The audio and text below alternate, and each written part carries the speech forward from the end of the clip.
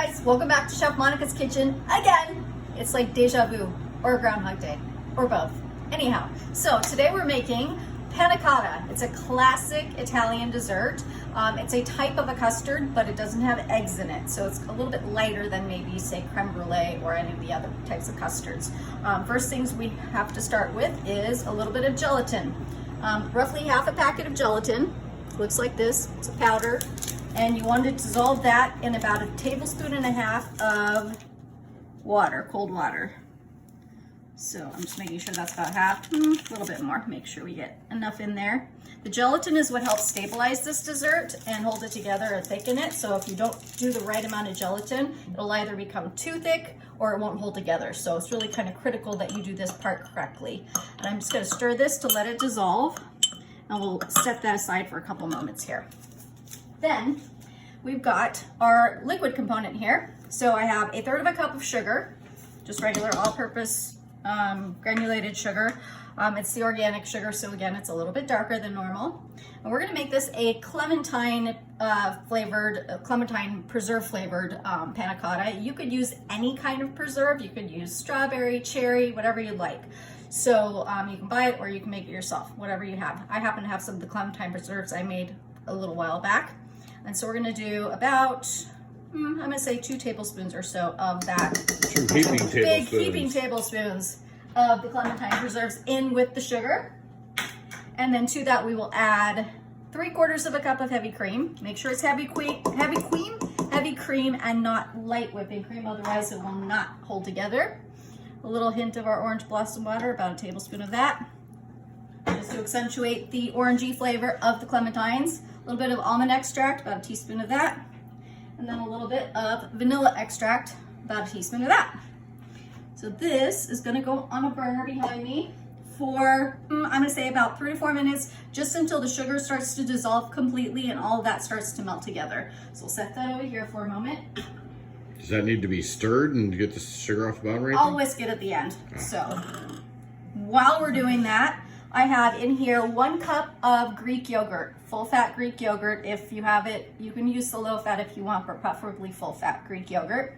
A little bit of the pumpkin pie spice or apple pie spice or just cinnamon, a teaspoon or so. And then another 3/4 cup of heavy cream. So yes, it's a tiny bit lighter than some of the others just because it doesn't have the egg yolks, but there is a significant amount of cream in here.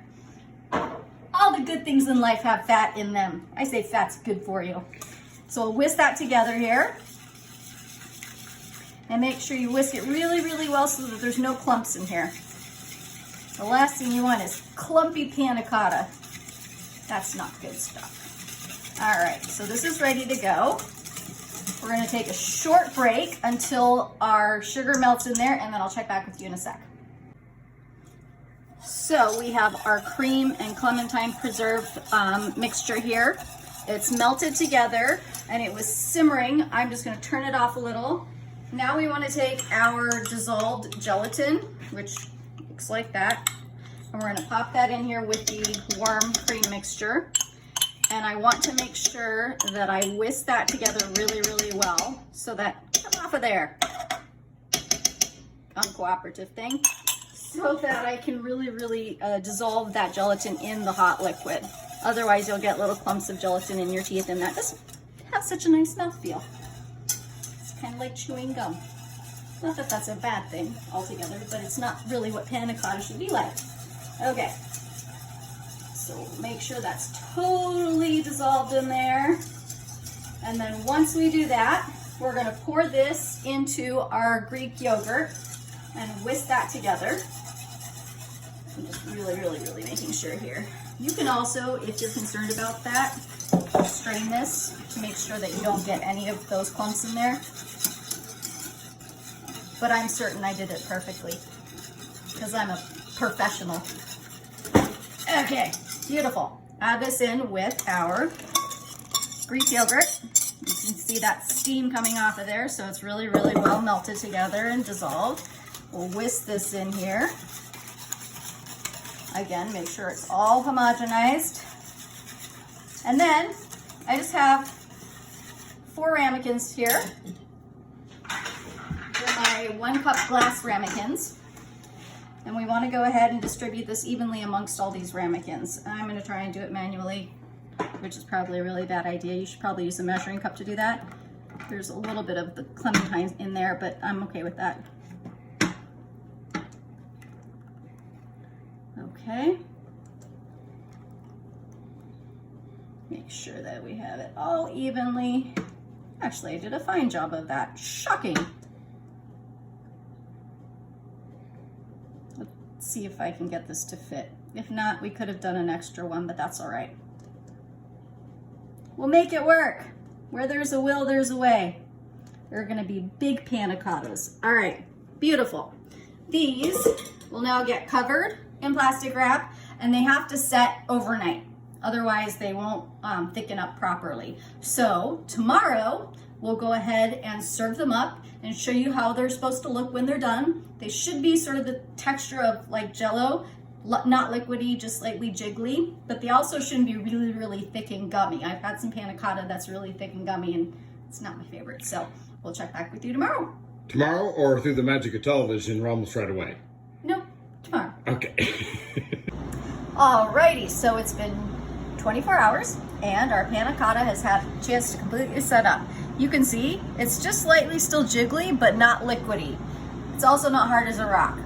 I've had some panna cotta where it's like really, really chewy. It shouldn't be chewy. That's not really good. So Too much gelatin? Too much gelatin. Yeah, if you put too much gelatin in it because you're worried it's not going to hold together, then it literally becomes gummy. Like I think I mentioned like chewing gum, and that's not the way it should be. So you want to score around the edge of this with a spatula. Make sure it comes out, and then flip it out onto a plate. Hopefully it comes out beautiful. Look at that thing. Lovely, isn't it? Okay. Now, since this was a clementine panna cotta, I don't want to put a bunch of like berry sauce or anything cover the flavor of the clementine, but what loves orangey flavor is chocolate. So I took a Dove chocolate and I shredded it up or chopped it up a little. I'm gonna pop that over the top here, because how could that be bad, right? Okay. And then a little bit of toasted almond, because we used a little bit of almond extract in there. That, my friends, is probably the most delicious, delectable, wonderful dessert you've ever had. Now I want to show you what the texture looks like, okay? You can see it's smooth and creamy. Look at that. Luscious.